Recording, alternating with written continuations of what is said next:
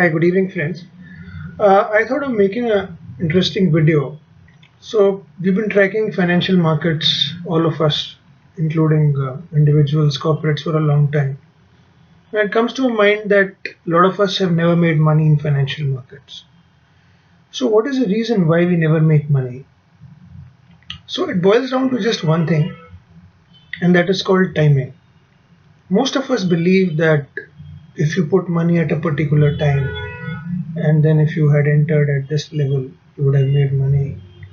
Example, when you had entered Sensex at say 35,000 and today it's at 45,000, you would have made that return. But who knows which direction the market would go? So I'll give you an example of my own set of clients. I did SIPs of few clients, and what they did, they were with me for 2.5 years. In this period, the markets, let's say, I'm talking about equity markets right now, did not perform at all.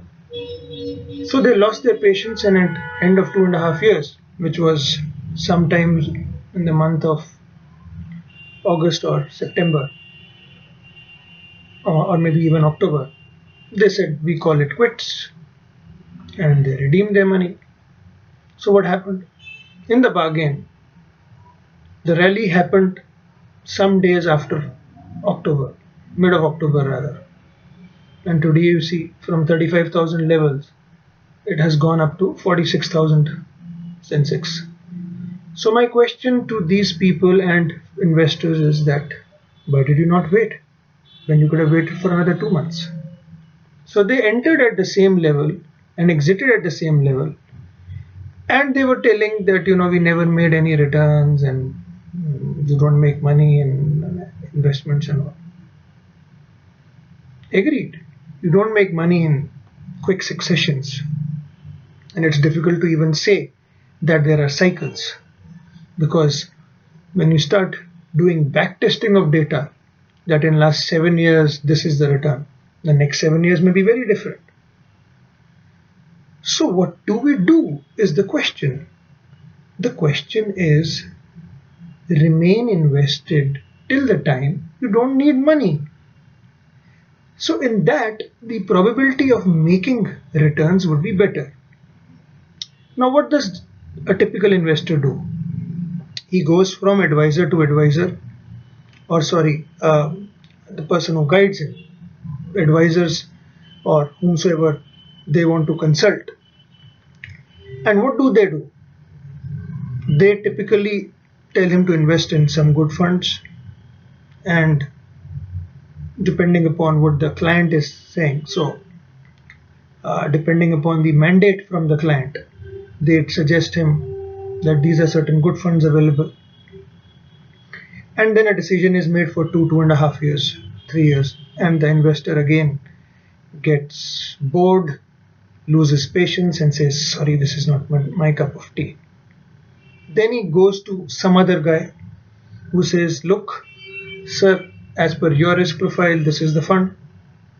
He is very happy. Again, he invests for 3 years, makes no money, comes out. Now, had this investor stayed for 6, 7, 8, 10 years, heavens would not have fallen. Invest only that much which you can spare for a long period of time. Returns are no magic. And those who say that quickly I'll make this much return in stock market, they're not always lucky. Think of stocks.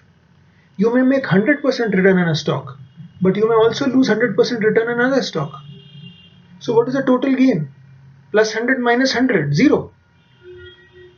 So law of averages in life and even in financial markets hold true. You cannot time the market. Please get this very clear. And those who say that okay, book your profits when the markets are at very high level. My question is, if you understand Hindi, उसके बाद फिर क्या करोगे?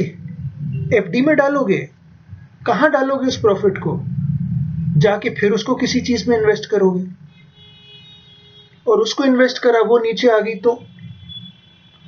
So go buy the set of mutual funds which you like, and they will have certain type of stocks, be it large cap, mid cap, small cap. Risk you decide, and stay invested for a very long period of time. By very long period of time means at least 10 years, because that is how markets make money. Imagine the Sensex. In how many years it has reached 45,000? Now some person may say 35,000 to 45,000 to only 2 months mein ho gaya. But this 45,000 level, if you see today, or 46,000, and the point when it was zero, how many years? 1980 to this period, 40 years.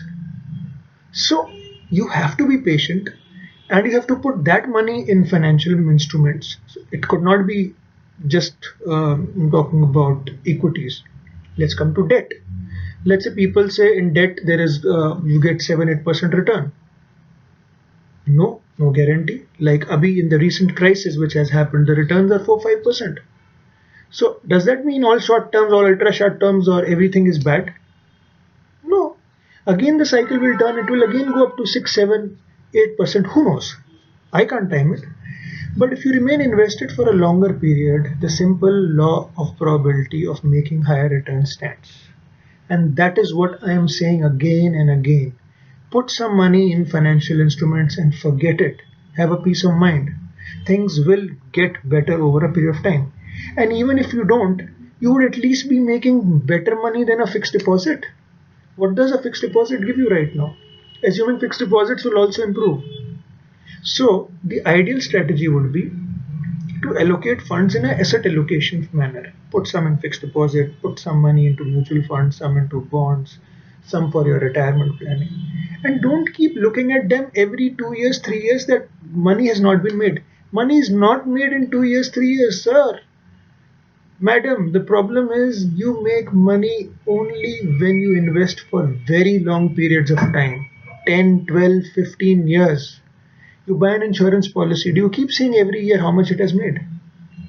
No. You only see the reason why you took the policy. That is to cover you in case of an unfortunate event. You don't bother about return. To think financial products like an insurance thing, that they cover you for your future. But you cannot have a sure return in a 3, 5 year, 7 year scenario. So stay invested with a very long period of time. And of course, when you need money, you can take the money out, whatever be the return. How does it make a difference to you? You are only planning for your future. And that part of the money which you need for your expenses, you can always take out, keep it in your savings account. So why do we crib that returns are not made in the market, or this is a bad market, or is a good market, or the returns are not sufficient? Sir, madam, if you see the returns over a 40-year period, from 0 to 46,000, you have made tremendous return in 40 years. And if you see the compounded return also, it will be more than 10-12% return, which is not bad. And even if it is 8% return, hypothetically, I'm not even calculating that, not bad either. And if you want to really get phenomenal returns, there's no way, except maybe if you are very good in stocks and you have your own knowledge to do it and expertise, go buy and sell stocks. So keep some part for your stock portfolio, but don't do it yourself if you're not an expert. And don't go on tips with people keep telling you. So time your wealth not by going with the idea that I will have certain returns if I invest for 3 or 5 years. Go with the mind that timing is not the timing which typically is. The timing is a long period of time.